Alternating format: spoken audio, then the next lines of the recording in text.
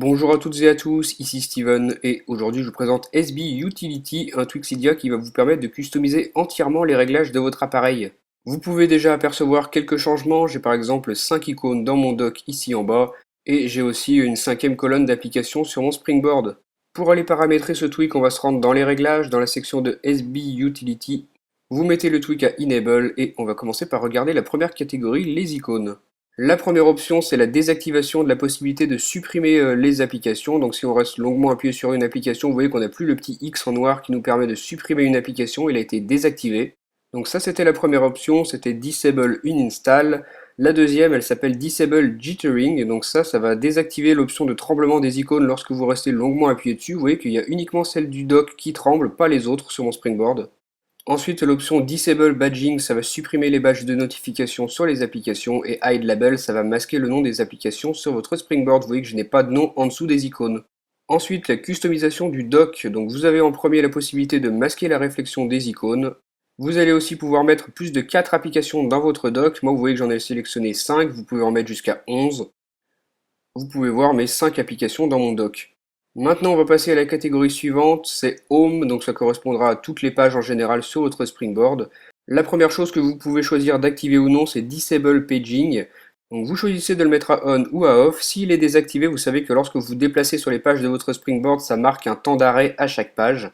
Et au contraire, si vous cochez le Disable Paging, vous allez pouvoir faire défiler toutes les pages en glissant une seule fois votre doigt. Donc je ne vais pas vous montrer ce que ça fait car il faut faire un respring pour l'appliquer. Juste en dessous, si vous cochez Remove Page Limit, vous allez pouvoir mettre autant de pages d'application que vous voulez sur votre appareil.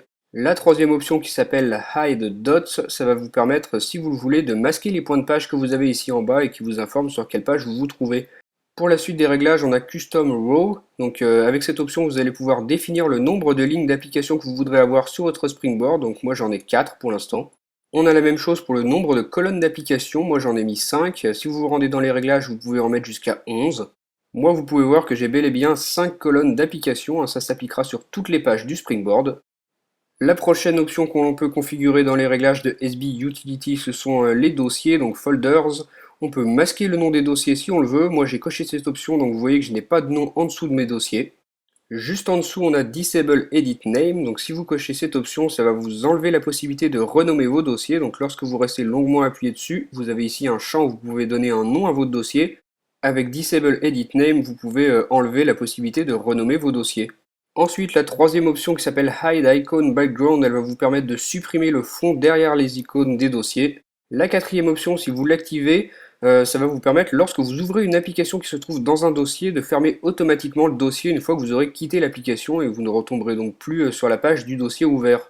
Comme pour les icônes du Springboard, on peut choisir le nombre d'icônes que l'on voudra afficher par ligne ou par colonne, ou les deux même dans nos dossiers. Donc moi par ligne, vous voyez que j'en ai coché 5, on peut en mettre jusqu'à 11. Donc dans mes dossiers, j'aurai 5 icônes par ligne comme ceci. Donc voilà pour toutes les options de personnalisation des dossiers qu'on a grâce à SB Utility. Maintenant le lock screen, donc lorsque notre appareil est verrouillé, on peut changer le nom qu'on aura dans la barre de déverrouillage. Moi vous voyez que j'ai mis Steven. Vous pouvez écrire ce que vous avez envie ou alors vous cochez la deuxième option, la date, donc ça va afficher la date dans la barre de déverrouillage.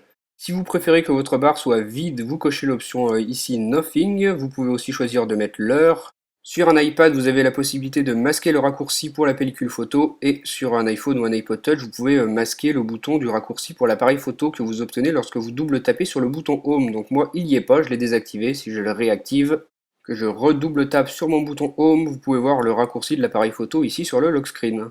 Donc voilà pour tous ces réglages pour le lock screen. Maintenant on va passer au centre des notifications. Donc le centre des notifications, nouveauté d'iOS 5 que vous obtenez lorsque vous glissez votre doigt depuis le haut de l'écran vers le bas. Donc on a la possibilité de le désactiver, ce centre des notifications, vous ne pourrez plus le faire apparaître n'importe où.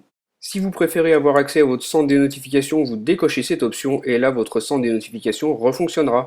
Vous avez aussi une option pour masquer l'indicateur de messages non lus dans votre centre des notifications. Donc normalement ici j'aurai un petit rond qui m'indique que mon message n'est pas lu. Là je ne l'ai pas car j'ai activé cette option. Pour finir, vous avez Vertical Animation. Donc si vous cochez cette option, vous allez avoir une animation verticale lorsque vous switcherez entre vos applications du multitâche. Donc vous voyez qu'on change d'application comme ça avec un mouvement vertical au lieu qu'il soit horizontal nativement. Donc ça peut être assez sympa ce petit effet de style. Vous pouvez l'activer ou non suivant si vous voulez cet effet. Donc voilà pour ce tweak SB Utility qui, comme vous le voyez, est vraiment excellent et qui vous permet de customiser entièrement tous les réglages de votre appareil. C'est un peu comme Springtomize pour ceux qui connaissent, mais sauf que ce tweak SB Utility est entièrement gratuit.